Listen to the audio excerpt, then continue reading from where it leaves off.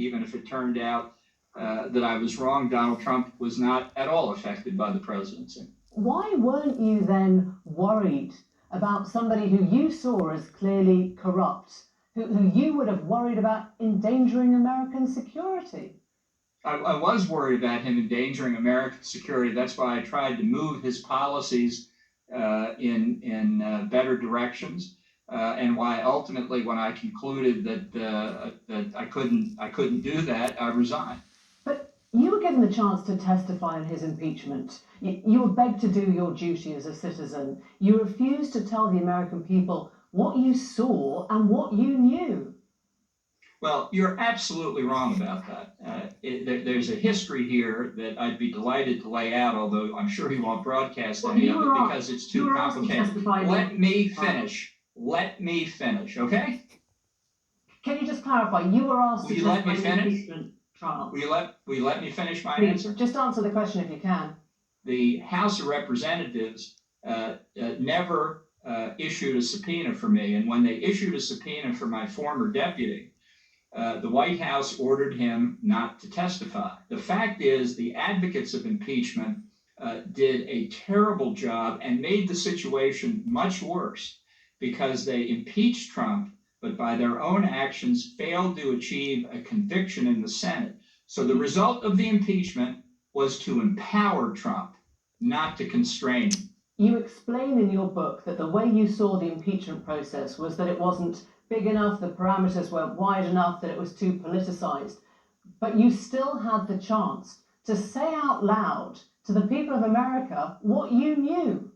And I did that, and it took 500 pages to do it. And it may be inconvenient for you as a television reporter who wants answers that last for 30 seconds. But what I tried to do was lay out for the voters to read, and the book is sold very well, so a lot of people are reading it, the full story.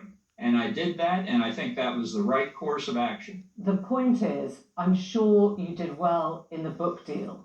But if Donald Trump gets re-elected, which you've already hinted would be problematic, presumably you will have to accept your part in that you covered up a criminal act that you knew. I absolutely did not. I mean, this is really, tell me something, do you work for free?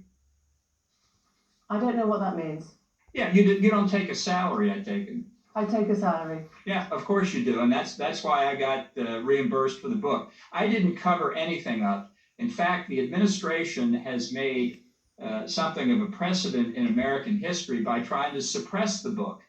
That should tell you what they think of what I've revealed in it. Okay, so if the House Dems call upon you belatedly to testify, you will do that now, will you?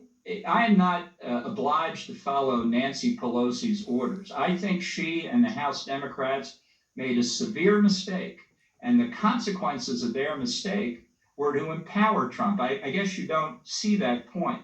They thought they would deter him, but by failing to get a conviction, they've empowered him. They've made the situation worse by their failed impeachment effort. Trump said of your book when it was published, if John Bolton had his way, we'd be on World War VI by now. His point is that you made him look like the calm, rational one, based on engagement rather than on warfare. Do you accept that? No, of course not. Look, this is typical of the kind of personal attacks and kind of childish rhetoric that the president engages in. I think it's beneath the dignity of the office of the presidency, so I don't really respond to it.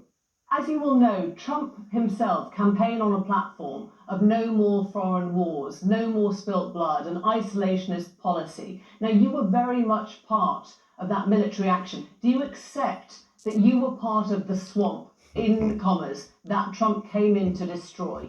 You were part of the problem that created him? Of course not. Ambassador Bolton, thank you very much.